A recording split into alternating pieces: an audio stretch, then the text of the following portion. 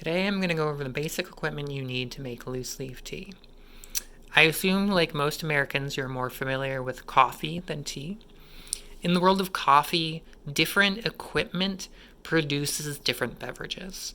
The coffee you make with an AeroPress is different from the coffee you make with a pour over, is different from the coffee you make with a mocha pot. When it comes to tea, all of your equipment is exchangeable, it's modular. The first thing you're going to need is a vessel to steep the tea in.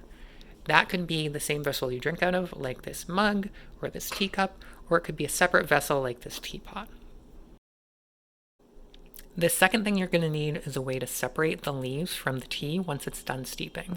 That could be a tea bag, it could be a dedicated metal strainer, it could be an integrated strainer into your vessel, or it could just be a regular household strainer.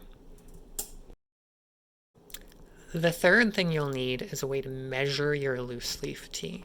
That could be regular measuring spoons, it could be a dedicated tea measuring spoon, or it could even just be a regular spoon. This is actually the spoon I use whenever I make tea.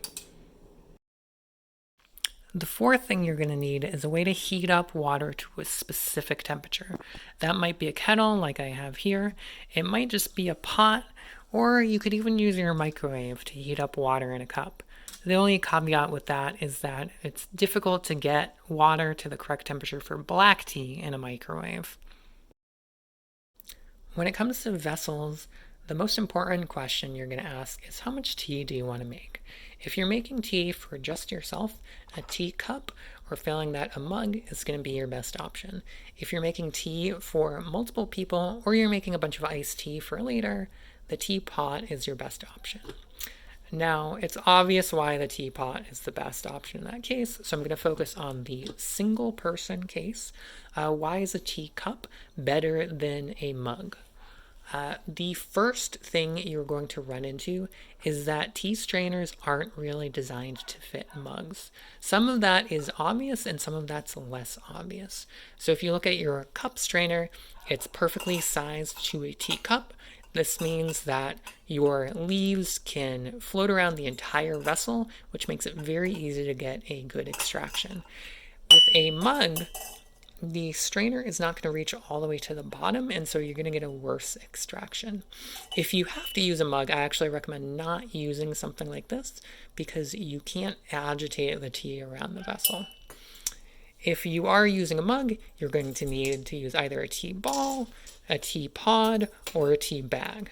But all of these are more difficult to use with a mug than they are with a tea bag. The reason for that is not immediately obvious.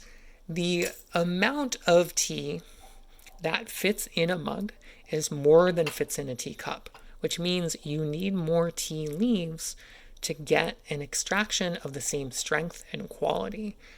A lot of these tea balls aren't big enough to actually fit the amount of tea leaves you need for a tall mug, the kind that you might normally see in the average American household. So if you use a mug, don't fill it up all the way, only fill it up part of the way, and you'll have a lot easier time getting a good extraction. Now, the place where you're going to spend probably most of your money is on your water heating method. So I have a kettle here that has presets for different kinds of teas and also different coffees. Another thing you might commonly see is a kettle that lets you exactly set the temperature to a certain degree centigrade or Fahrenheit.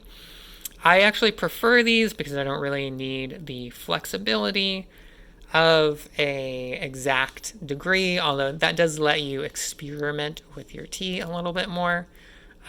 One thing to note here is that contrary to popular belief, for black tea you don't actually want it to be boiling, you want it to be a little bit less than boiling.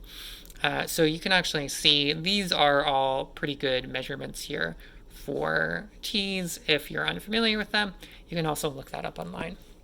Now, if you don't have something like this, ideally you have a thermometer. And you can just take those temperatures that I've just shown you, and you can just boil your water, put your thermometer in, and wait for it to cool down to the temperature that you need. If you don't have either of those and you just have a pot or a stovetop kettle or a cheaper electric kettle without temperature control, then you can look up calculators online, which will tell you how long to wait per volume of water for it to cool down to a certain temperature.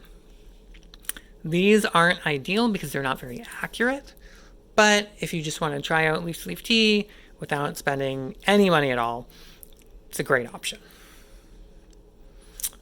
One of the things that you're going to see in kettles when you look into them is that a nice kettle like this is either glass or metal. I always get a glass kettle, and the reason for that is you can see the inside.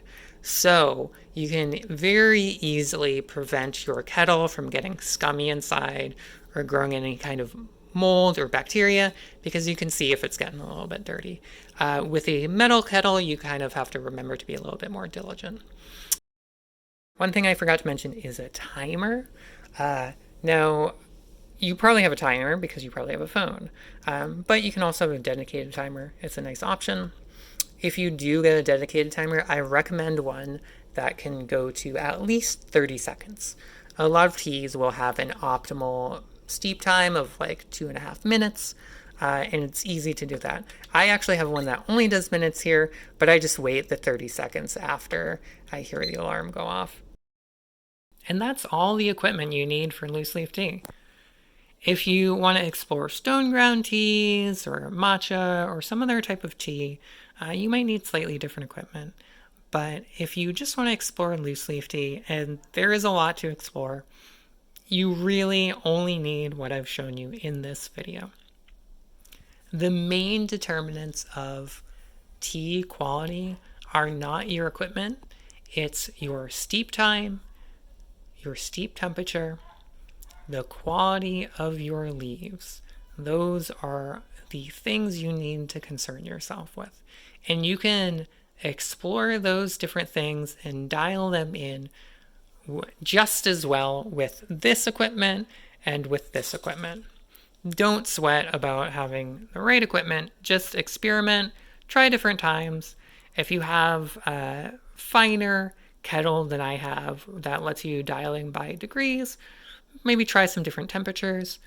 Some black teas like to be slightly lower than the 205 that this kettle has, but it's not a huge difference, so don't sweat that. Just try different times, try different tea amounts, try different tea leaves, and I promise you'll have a really rich and rewarding time with the loose leaf tea.